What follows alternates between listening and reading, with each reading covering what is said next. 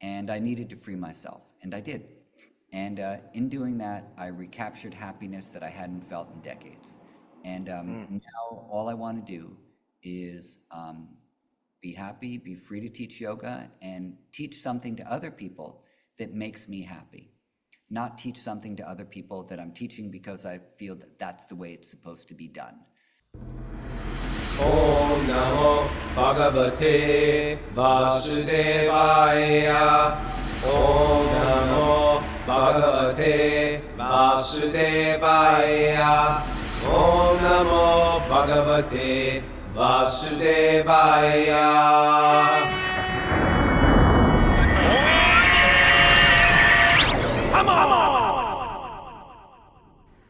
Live from the foothills of the Himalaya Mountains, this is Wisdom of the Sages. Today I'm your host, Kaustubha Das, and today Raghunath and Mara are both AWOL. They are in Jodhpur and Udaipur, and with their group. They come in this way soon, and we'll all hook up. But it's weird. I'm on my own, but I have friends here, so I think we're going to be okay. But today is our interview day. We're interviewing my very close old friend Eddie Stern. We'll bring him on in a moment. And as far as announcements go, Mara's not here. She didn't tell me to say anything, so all I can really say is that we'll be back tomorrow at 7 o'clock, back into the Bhagavatam. Jiva Ji, is there some Bhakti recovery thing going on today? I assume there's always something going on. Yeah, so there were Bhakti recovery meetings at the time that they usually are on Sundays. All right, so then let's just get right into it. Eddie Stern, you know what? I don't have your bio here, but I think I can do it myself. Welcome to the show, Eddie. Thank you. Eddie Stern I first met Eddie when I wanted to learn, after 13 years of being a brahmachari monk, I wanted to learn Ashtanga yoga, and I wandered into Eddie's studio on Broome Street, which was not just a studio, but it was a Ganesh temple as well. And I felt right at home immediately. You know, there was a very special atmosphere in that place that had a lot to do with his own, had so much, practically everything to do with his own level of spiritual awareness and him kind of embodying a really authentic yogic and Vedic kind of vibe in the place. But Eddie has been and is one of the most important teachers, I would say, of yoga in the world. And students, they travel the world to practice with him. He's also written a really fascinating book called One Simple Thing, that's has so much to do with really, I think we talk a lot about yoga and its benefits and so on, but like we may do it in kind of speculative ways, or it was a book where Eddie really did his research and went into asana and breathing and how it all really works. But I learned so much about yoga with Eddie, and his friendship has meant a lot to me over the years. Eddie, welcome to Wisdom of the Sages again for your third time, I believe. Yeah. I believe so. Thanks so much for having me back. Yeah. So one reason why I like to bring you on the show is because our paths are very much the same and very much different. Like there's some similarities there and there's some differences there. Like I think even how we kind of grew up in kind of the same scene, but we got into the yoga world, I would say, through different avenues. And then somehow our avenues kind of crossed at some intersection, and there's kind of like, although our paths are a little different, there's kind of like some mutual, at least there's appreciation from my side. I hope it's mutual. But I've enjoyed, serving in the temple there with you and learning yoga from you, and hearing about your own experiences and understanding of Shastra, of these ancient texts and yoga and so on. So it was kind of your Sangha was kind of a special blessing in my life, I think. I mean, it was, first of all, Do you want to put me along with you on speaker view so we can see each other? You- Or you don't do that? I think you are. I don't Uh, think I have to do anything. I think. Oh, you mean like two together? yeah. It'll just show whoever's speaking at the time. Okay, cool. Awesome. But So yeah, great. Um, anyway, thrilled to be back here on Wisdom of the Sages. I think people definitely have no idea of all the different types of things that we did together here in the temple, including when you had a small kitchen behind the Ganesh temple and you were preparing idli and upma yes, and you know, and my front office was turned into a little bit of a Bombay side street sweet shop selling food to the students and all that. yeah, You had your Radha Krishna temple yeah, here for a number of years, and we did so many of the yes, temple festivals and installations and things here together. And Radhanath Swami came a few times because of you, and Sachinandana Maharaj, and so many different amazing, a lot of great kirtans. a lot of great kirtans, all-night kirtans, Yeah, all-night Shivaratris, tons of stuff. It's amazing to look back on the years and see all the things that we did in here. So, and definitely our yeah, friendship has been enduring. So, yeah. But the big question today is, what have you been up to lately? I'm eager to hear. so I'm still up to teaching yoga and running a temple. I've been doing a lot actually. As you know, I was um, practicing Ashtanga yoga as the vinyasa-based Ashtanga yoga for about 30 years or so, and Yeah, that's what I studied from you with you. exactly, exactly, and over the past few years, I've decided that that practice wasn't beneficial for me anymore, and I started researching and going back into the earlier practices I had done when I first started doing yoga, previous to my Ashtanga yoga years. And my, because of the, I don't know, maybe repetition or intensity of the practice, it, I was feeling like, again, I was losing my connection to why I actually was doing yoga, where spirituality and devotion was for me in a physical practice. And I needed to rekindle that because without devotion and a palpable sense of devotion and a palpable sense of sort of deep embodied awareness, if I'm not having that in my yoga, then there's no point to it. You know, Mm, why bother? So I needed to rekindle that. I needed to find it again. And in order to find it, I had to return to myself and not to the dictates of a system that was, honestly just made up by somebody because they felt that it was a good idea. So, mhm. but I had a lot of identity wrapped up in that system In that system. in my role as a teacher of that system. And so it was a several year process of kind of finding myself again and finding where yoga was in my body and in my heart. And that's led to all the types of practices that I'm doing right now. So they're very classical If, hatha yoga. no, just hold it there one moment because everything that you just said is so important, actually. I want to hear what you're doing now, but just what you just said about the past is so interesting to me, and I'll tell you why. I have a slight fascination um, with the idea of like I don't know, moments of transition or moments of awakening. You know, like sometimes I've shared on the show, like in the Metropolitan Museum, my favorite painting is this painting of Joan of Arc, and it's kind of like, do you know that painting? He's a French painter, I believe. Well, it probably is, right? It's Joan of Arc.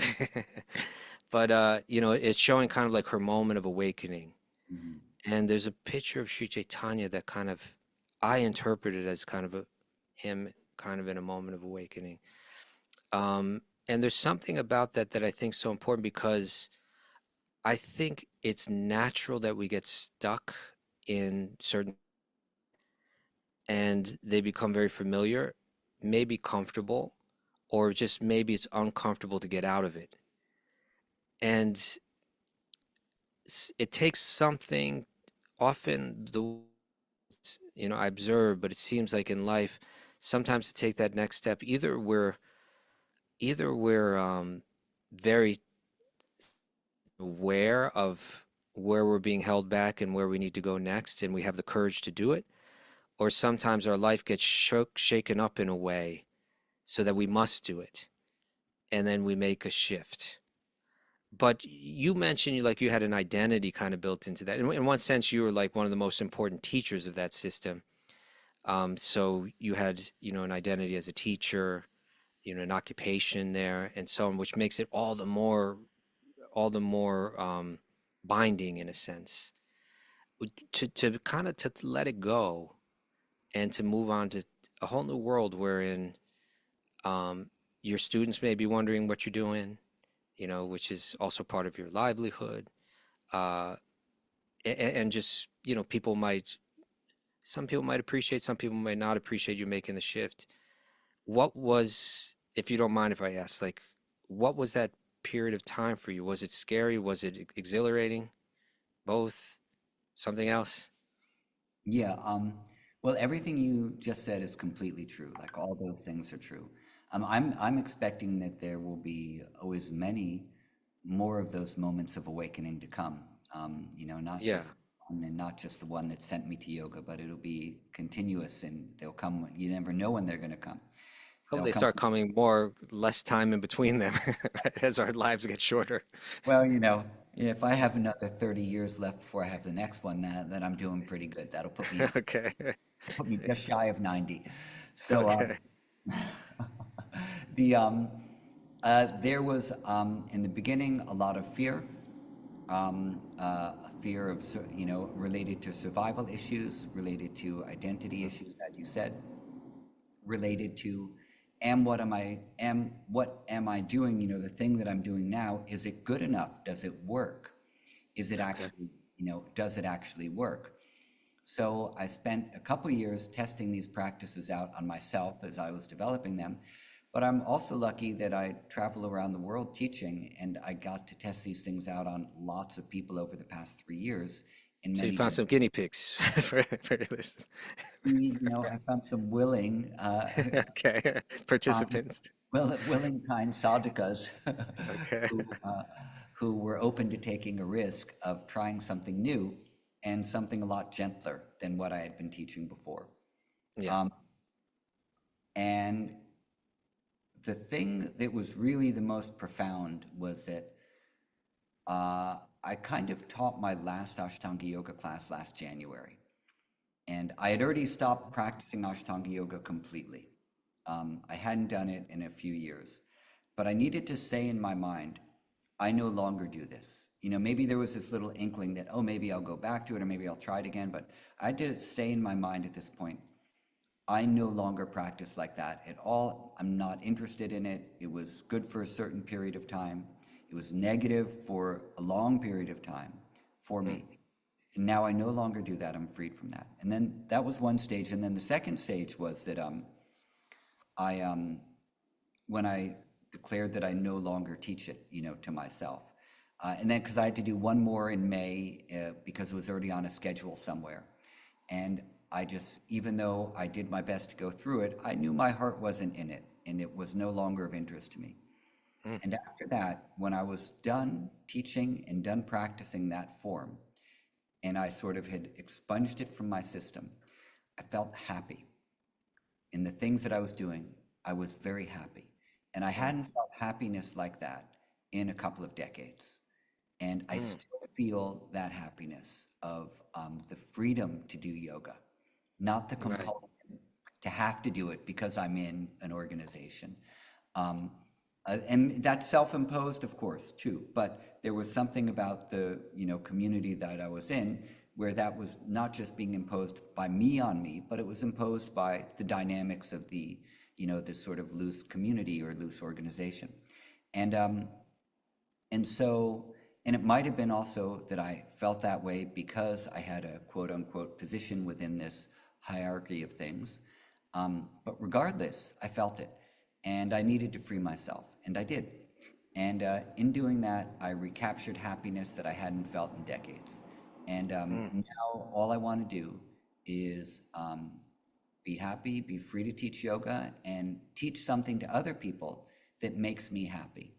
Not teach something to other people that I'm teaching because I feel that that's the way it's supposed to be done. That's not Mhm. necessarily a prescription for happiness all the time. Sometimes it's a prescription for discipline, and discipline is necessary at different stages of the game. Um, but essentially, what we're looking for, I believe, is in yoga is alignment with a sense of inner purpose, alignment with a sense of something which is beyond us, bigger than us, and that we can feel devoted to and thankful for and grateful for, and that not only is it bigger than us, but it's part of us at the same time. So I am I'm very, very happy, and I'm very happy doing these things now. Good. And I don't have 100% conviction that what I'm teaching is awesome, but I feel that it's good, and I feel that it can still be developed, and I feel that the people who are practicing it are getting benefits from it. And a lot of sort of Ashtanga yoga people or people who are moving away from Ashtanga yoga find that this really works well for them. And it's connecting them back to this sense of yoga in their bodies. So that's what's going on. Okay. And I think also one Well, very now, I still have another question about that, but I have one if more you don't thing. mind. And I think the most Okay. important thing, and I keep reiterating this a lot, is that even though something isn't good or doesn't work for me anymore, doesn't mean that it doesn't work for other people. And so I don't discourage other people from doing that or continuing if they're happy and if it's making their body, mind, spirit feel whole. Do it, definitely. So I'm not against anything. I'm for something. And and what I'm for is for people to be able to do spiritual practice so that they find some sort of a transcendent joy, and not to do it because they feel compelled, especially when it comes to physical discipline. Now, if you look at, for example, the Ganesh pujas and the worship that I do in the morning, I do basically the same thing every day when I open the temple and do the pujas. And there's a format to ritual, which when I do it, I get linked in, I get locked into that ritual, and everything kind of flows, and I feel connected to the sense of the invisible, to the devas, that are present everywhere. And it's through following that format that I feel this relationship with the divine when I do worship in the morning. Whenever I change the rituals a little, because I think, oh, maybe I should do something else, I don't lock into that same devotional flow state. So for ritual, it's very important for me to do the same thing like every day, because I naturally move into that relationship with Ganesha as I'm worshiping him, and Lakshmi and Shiva and all the other deities in the temple. So that thing is very important. That sameness of procedure is very important for me for ritual. But when it comes to yoga and the needs of the needs of the body change depending on the season, the time of day, your age, how much you're working, what kind of food you're eating. All sorts of variables are going to determine what you should be doing with your body, how you should be working with the body, how much you should push, when you need to rest, et cetera, et cetera. So it's a very different project than doing ritual. And of course, ritual will change during the season or the types of pujas, or if they're festivals or all these other things. But there's this baseline for like daily morning ritual that, will always stay the same, the waking of the gods, etc. So I was trying to apply this same sense of ritual, of temple worship, to an asana and pranayama practice. But those two things are not a one-to-one relationship. They're very different undertakings. The needs of the body and the changes that the needs of the body has are radically different. And if you're not listening to them, then you're going to suffer. And that's Okay. a fact of life. Take that to the bank. Take All that, right. take that to the karma bank is where you take it. Okay. Here's my question to you, and Go thank you ahead. for sharing that. That's actually all very interesting. All that you're saying parallels some things that are really well defined in in um in bhakti, in particular in the path of bhakti that Vaishnavism that I practice. Mhm. Um, but the question I want to ask you is breaking breaking out of certain patterns that we're kind of locked into. It seems like for most people it's a difficult thing to do. And maybe we do it eventually and we look back and we say, if only I would have done that a long time ago. Yeah, Um, by the way, you have some people in the waiting room. Um, oh, thank you. welcome. Thank you The for message pointing from that out. Jiva G. Jiva G's in the waiting room? No, Jiva G just said you have people in the waiting room. I'm I conveying. see. Let me Okay, just, I'll try to take care of those people. Oh, wow. It all. Okay, there we go. all right. Sorry, welcome everybody. So my question to you is, we might, there might be a point in life where we look back and say, oh, if only I had the sensitivity or the insight or the courage or whatever it would have taken me to make the move 5 years ago or 10 years ago. Is there something that you could share with us? Um, Perhaps something about how we kind of internal, um, I don't know, audit or some kind of internal investigation that might help someone recognize when they need to make a shift or why they might need to make a shift or help them get over are there certain patterns of fear maybe that prevent us from doing that that you might be able to share some idea about? Yeah, so, you know, there's so many instances we all have in our lives where we say, if only I had started doing this earlier, I would be so much better now at the thing I'm doing. You know, if only I had learned French when I was 10, Right. I'd be fluent by now. If only I But had said, what I'm saying is not exactly that. It's not oh, I like, know, but it's hold like on. if I kept doing the same thing. Yeah, no, I'm Yeah. getting it. And I got the question, and it's an important one. So, Okay. but the same thing can be applied to saying, if only I had stopped doing this thing so much earlier, I would be in a much better place now. And so, those things are uh, based in living in the past, hoping for a better future on an imagined past, and it's grasping. It's a form of grasping for something other than your present moment reality. And Mm, so the we hang on to things sometimes longer than we want to or need to because we're actually not ready to let go of them yet, because the lesson which is going to be learned hasn't ripened. And so the letting mm, go of any negative habit is like a fruit ripening on the tree, and it's going to fall off when it's ripe.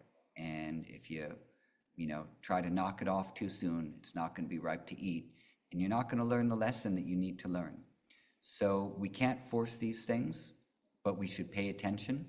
And one of the ways that we can pay attention is through listening and having our radars on and trying to figure out where's my internal compass, and listen to that compass. And even if you can't listen to it fully yet, you have an idea that you know that something needs to change. For whatever reason, you're not able to make that leap at this moment, but you acknowledge it. And yeah. so I'm a firm believer that the things that we pay attention back to us and start to tell us the things that we need to know. So if you're in a yoga position and you move your awareness around your body to the different parts of your body will tell you what you need to do just because you're listening to it.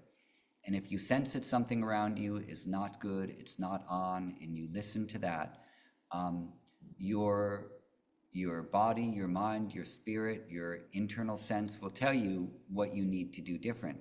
The trick is to listen to it. And often we don't listen to it because we haven't honed our listening sense. We've honed our doing sense. You know, we do things, we follow things, we get engaged with things. We listen to other people's ideas, we listen to other people's experiences and think those are more important than ours. But we're not always fully trained to listen inwardly towards the direction we need to go in. And I think this is essentially what a spiritual path is. It's a listening path. What did the rishis do when they heard the Vedas? They listened inwardly in their meditations, and the Vedas came spontaneously, reflected into the field of consciousness. All of the great inventions that we've ever had over the past thousands of years had come from people relaxing and listening, not striving. Through all the striving, you know, often all you do is get a headache. So you got to relax, you have to listen, and then the direction becomes clear. So that, I think, is essentially what asanas, pranayama, meditation should lead us towards: receptivity. And in the age that we live in, especially, I'm just talking about the yoga worlds that I've been in, there's not a lot of ideas about being receptive to your own inner messages, but being receptive to the messages that someone else is imposing on top of you. And that, you know, whether it's social media or advertising or, you know, gurus who want their own teachings to live through you rather than you evolving as a human being. All those types of things are been very present in the yoga worlds I've been involved in. But there hasn't been a lot of training in teaching how do you listen? How do you know what are your red flags? Can you notice them and pay attention to them? The only regret that I have over the past 3 decades is not listening to the red flags that I had when I had them, and deciding that, you know, the teacher in front of me probably knew more than I did, so I was just going to follow what they said. And the occasions when I've done that, the 2 occasions when I've done that, have led to the most suffering and difficulties in my personal and emotional lives than anything else I've ever done. And so if I have any regret, it's not listening to my red flags. But that's about it. So if I was to give advice to anyone, it would be Groucho Marx advice, which is take my advice, I'm not using it. And then the second thing I would say is that if you have red flags, listen to them, you know, and see what they are, examine them, but listen closely to the red flags. I'm really fond of Lou Reed and Laurie Anderson's 3 rules for life, which is number 1 is always have your bullshit detectors on. Number 2, don't be afraid of anyone. And number 3, be as tender as possible. I think those are great rules. Okay. Thank you for that. Yeah, you know, I was mentioning that a lot of what you're sharing runs parallel to just some of the fundamental teachings of Gaudiya Vaishnavism, which have to do with, we practice what we call Vaidhi Bhakti, which means there are rules and regulations that we follow. Mhm. In an early stage of practice. And our motive has to do with, in a sense, the fear that if I don't follow this, that I will be kind of stuck in a world of, you know, a mundane world along. So I don't really have a taste so much for what I'm doing, but I do because I know it's good for me. But that is meant, you know, into a thing where you're driven by your raga, you're driven by your taste Yeah. and your desire to do something. That's essentially our path, you know, to get from the first stage to the second stage is essentially what we're trying to do. And I suppose, you know, there's the concept of patience, that this is something very special that I'm pursuing and it's going to take time. Maybe that also would have something to do with someone getting a little stuck But I'm encouraged by what you're saying to in my own life.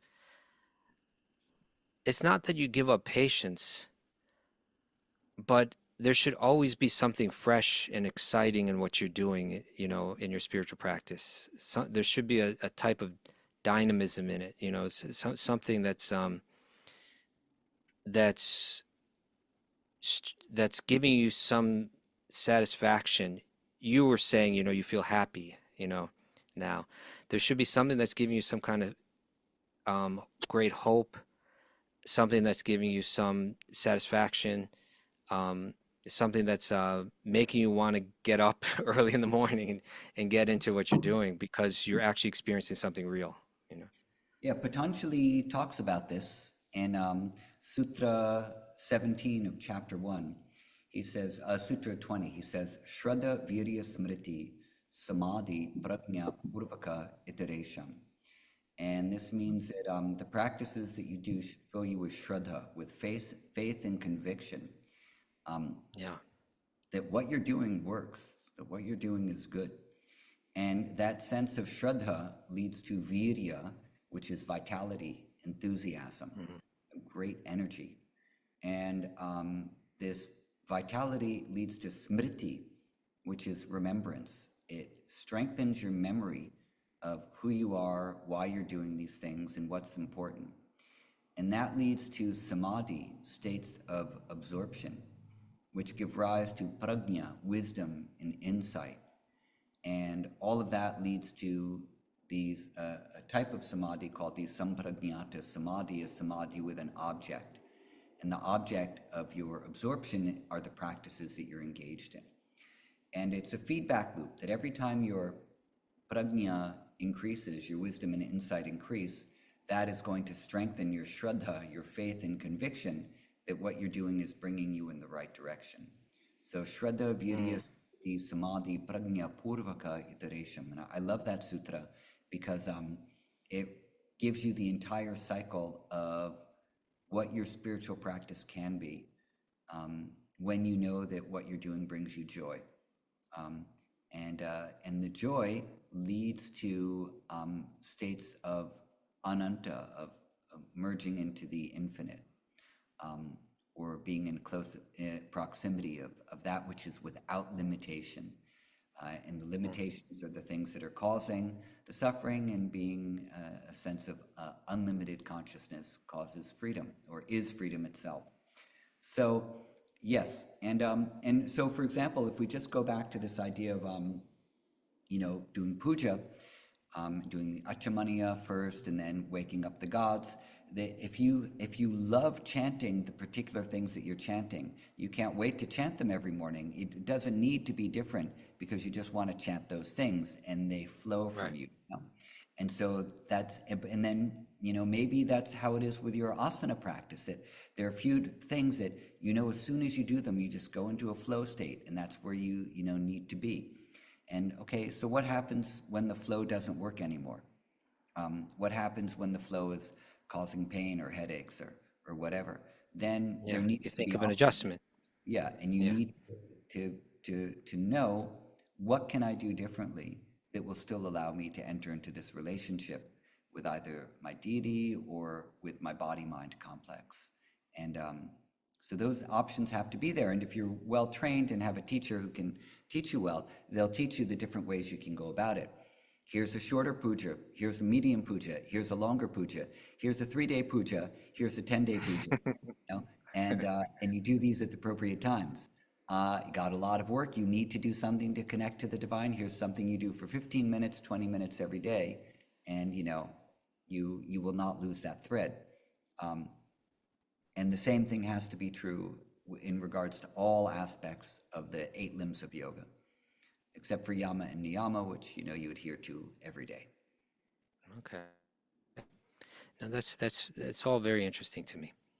I really, there's something in me that takes a special interest in the transition from one stage to the next. And as we were kind of almost jokingly speaking about, but actually trying to make those,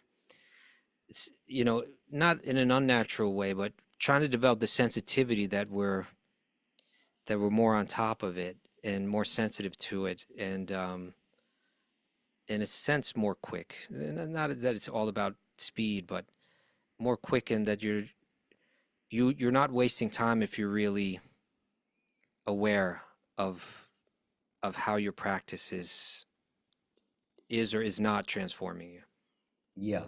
And also this, this ties right back into Patanjali again, who says that in order to keep the mind or the chittavrittis, the fluctuations and thoughts and memories, um, subdued or pacified, or not continually um, uh, storming them to life, um, to make the mind quiet, for lack of a better word, then you have to do a eka tattva abhyasaha. And the eka tattva sometimes is translated as practicing one thing.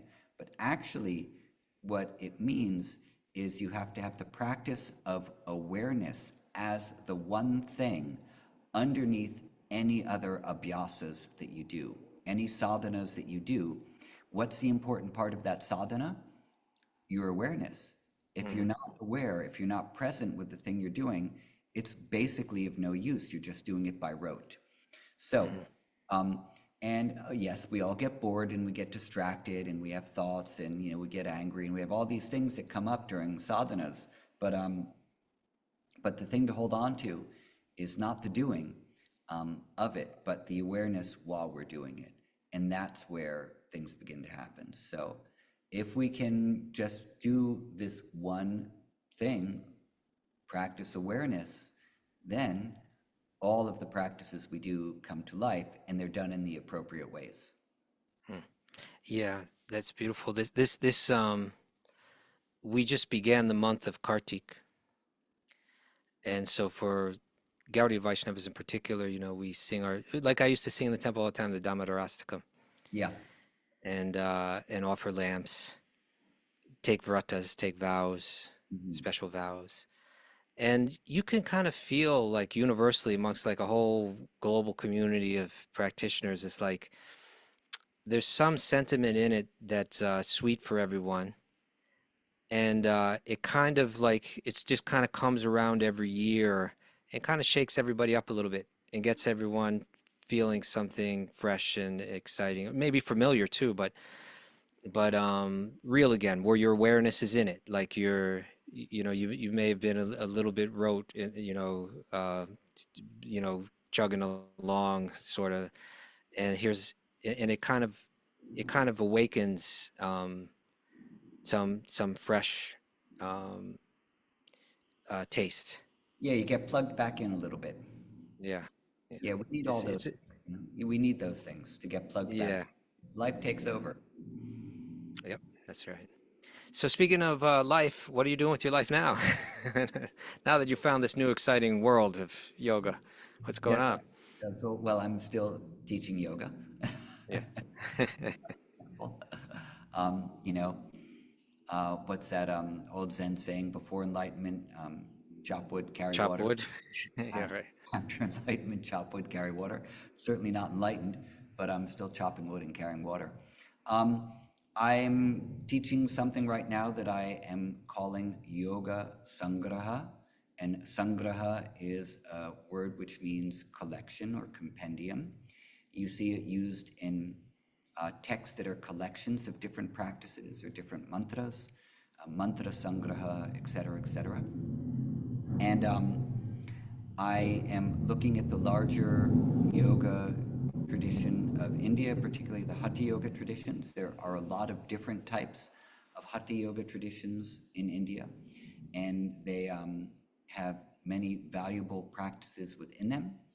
And many of the practices within them are collections from other places as well. So if you look at some of the main Hatha Yoga texts, Hiranda Samhita, Shiva Samhita, Hatha Vyasa Padati, Samhita means a collection, things that are brought together from diverse places and discussed in one text.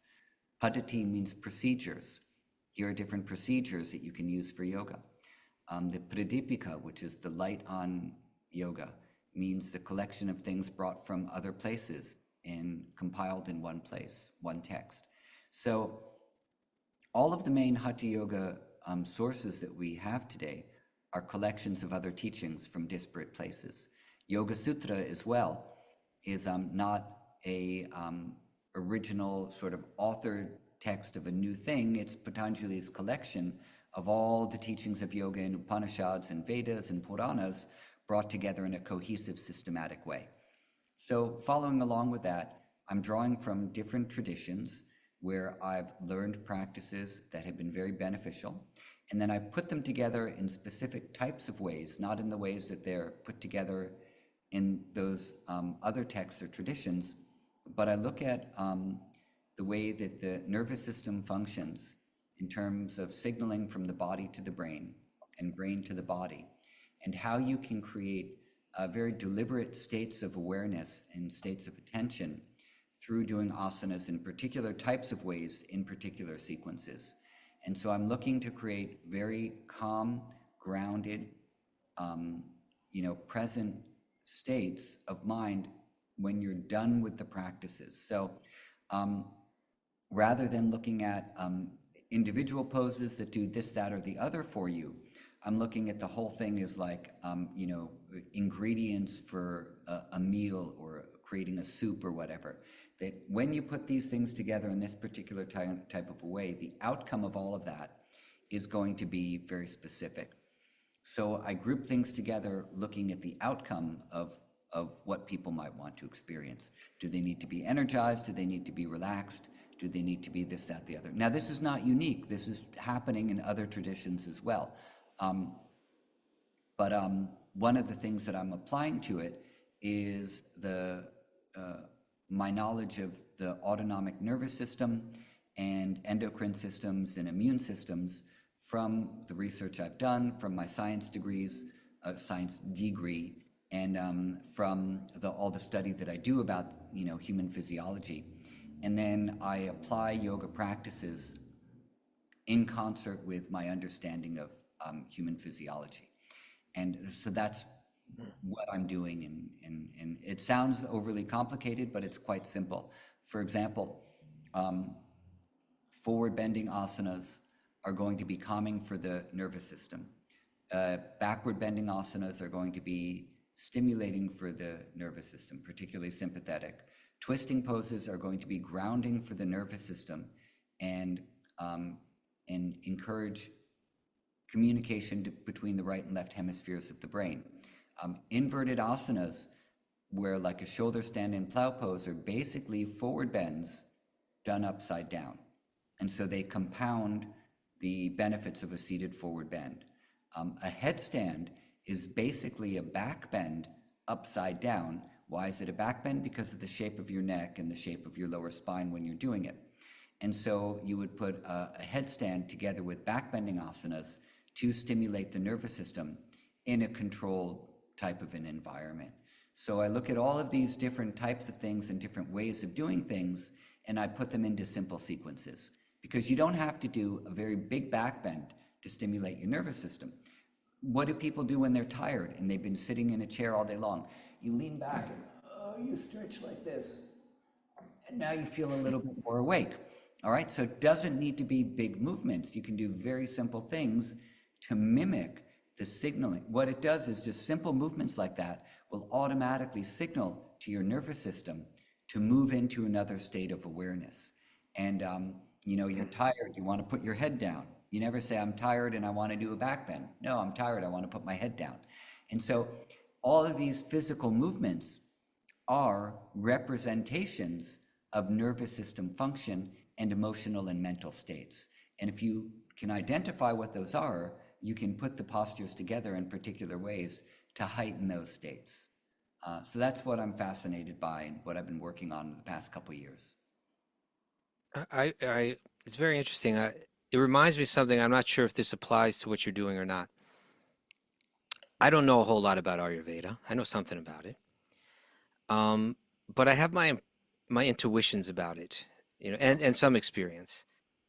And if I look at the average Ayurveda place, to me, I'm generally not impressed. I see people, okay, we're going to do punch karma, punch karma, punch karma, punch karma, or let me drop some oil on your head. And it's more like a spa than someone that really knows the science. And and I think a lot of those places are just feeding people what they want. You know, they kind of want a spa-like experience, and they provide, and you pay something for it. Um, and I have faith in the texts of Ayurveda. Like, there's one Ayurvedic doctor that I have the most faith in, who, and the reason is because I believe what they've done is they've taken these teachings that have been handed down and practiced for, so many centuries, but they've kind of adapted them, understood them in the context of the world that we live in today, which is a very different world than ever before in terms of health, in terms of medicine, in a world where people are taking tons of antibiotics all the time, in a world where, where there's so many kind of different elements, how you're going to apply Ayurveda in today's world may be very different than someone might have applied it centuries ago. And so when someone's developed a certain amount of true understanding of whatever it is that they're practicing, then they kind of develop the sensitivity to understand, is this working or not? Is this actually doing something?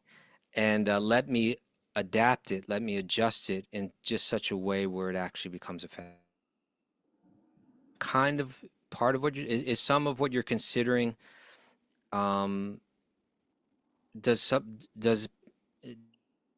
do with just today's world and the way people's bodies are, the way people's minds are, the way their environment is?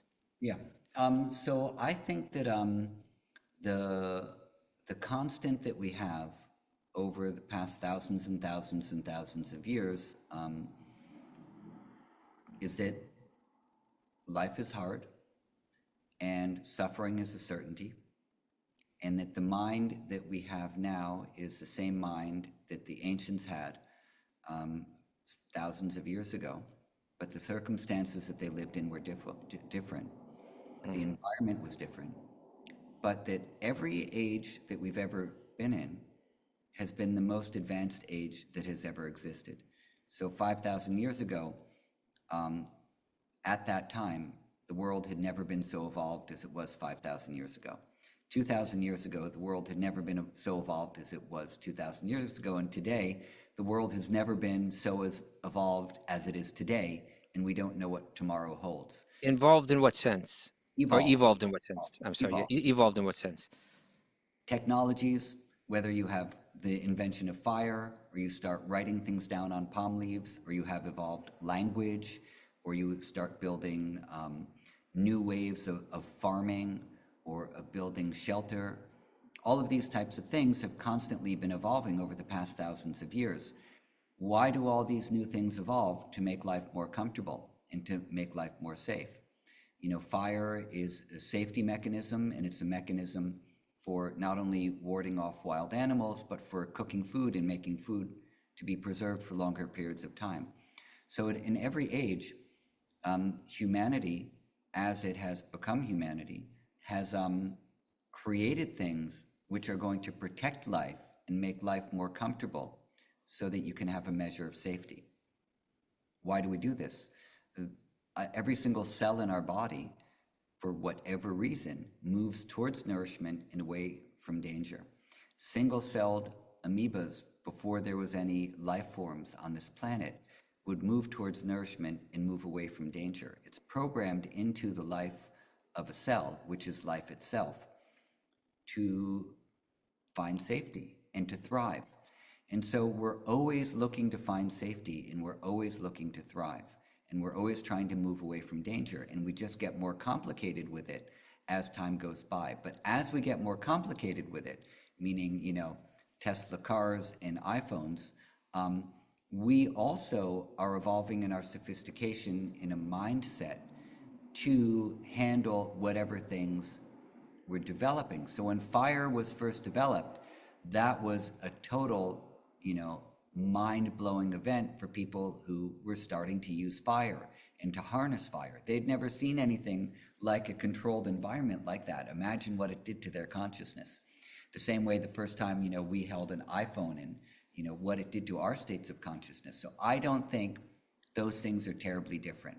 I think there's a continuity over time that whatever stage a person is in, that level of consciousness is the same level of consciousness that we have now, but things are just different.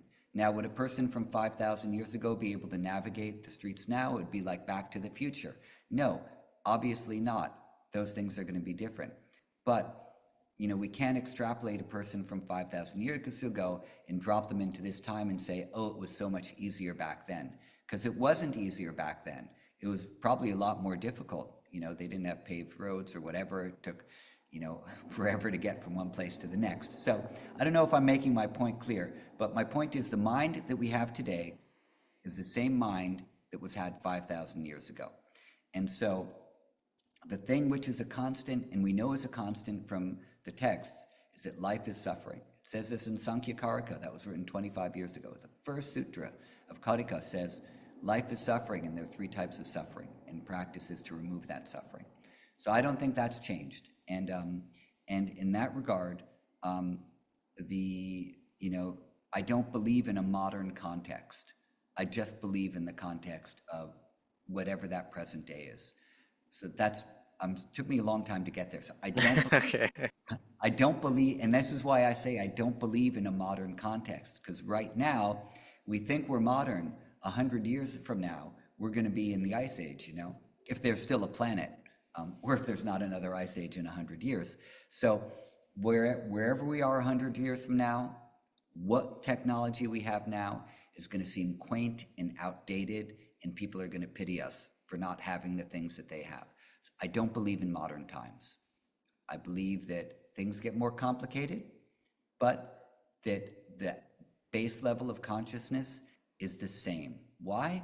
Because when we go into transcendent states or into devotional states, we experience the things that the ancient texts were talking about in the same type of way that they spoke about them 2,000 or 3,000 or 1,000 years ago. We can experience those things. So the base level underlying consciousness is the same. The only thing which is different is how complicated we've made the world. But we can deal with the complications because our mind and our brains have evolved at the same time to be able to manage that level of complications. That's my opinion on Okay. no. You're sticking with it? Yeah, I've thought about this. I think about this a lot. I've thought about this for a long time. And so that's why yoga in modern times, no, I don't believe that. There's just yoga. And, as long as you start saying it's in modern times, that means that you're not dealing with reality, actually. You're accepting an imposed reality that the world has decided for you. But actually, no, it's just has been the same undercurrent the whole time with some changes on the surface. Waves, the waves are still there. Just the thing that the waves are carrying are different. Anyway, Okay. I don't know. Thank you. You're welcome. So where do the waves carry you next, Eddie? What's going on now? I got a class starting in about 20 minutes, and I'm just Okay. and then after that, I'm going out to New Jersey with Deepak Chopra to give a talk with him, and then I'm going to come home and eat lunch. Okay. Well, I'm sorry that I just missed you. You were just in Hardwar, and I just ran into Rishikesh. I think we literally crossed paths in the sky We must. as I was flying to India. You were flying back to the States. Yeah, I came back on. I think I came back. I don't remember on the 15th. On the 15th? Yeah. And I flew on the 15th. Yeah, we were in an amazing place in Haridwar, this place called the Lakulish Yoga Ashram.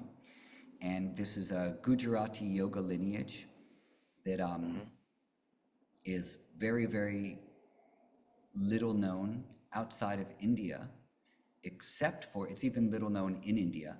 But the main way that Lakulish is known in America is unknown to most of the people who engage in it, because the Kripalu Yoga Center in Lenox, Massachusetts, which was started by Amrit Desai, who's no longer part of that organization, was in the Lakulish yoga lineage. And his Swami, his guru, Kripalvananda, lived in Pennsylvania at the first ashram that they had for several years, where he mainly stayed in silence and was doing lots and lots of sadhanas. So we have this Lakulish lineage which came to America in the 1970s and has been kind of ever present since then. Swami Kripalavananda was the guru of Rajarshi Muni, the book that you have right there with you. Yeah. So this Rajarshi Muni had, in the Lakulish lineage, the idea was that, they got Shaktipat from the guru, and then they would spontaneously do asanas. All of the books all the postures in that book you have, there are 550 asanas. They're all spontaneous. It wasn't like he went to a yoga class and learned those things. And that's why also the names of the postures are completely different than you see anywhere. He's got very, very cool stuff in there. And so Amrit Desai also was did spontaneous asanas too, which he later sort of like codified into sequences that he was teaching to people and teaching people to teach. But the roots of the Lakulish was awaken Kundalini, and then you'll spontaneously enter into these asanas that have been asanas that the rishis and the sages and yogis have been doing for a very, very long time. Why have they been doing them? Because when your Shakti awakens, you'll naturally and spontaneously go into these physical positions that are going to direct energy currents in the Nadi system. Well, I'm going to see if I can get that done this afternoon. I mean, I'm up here in the mountains, so.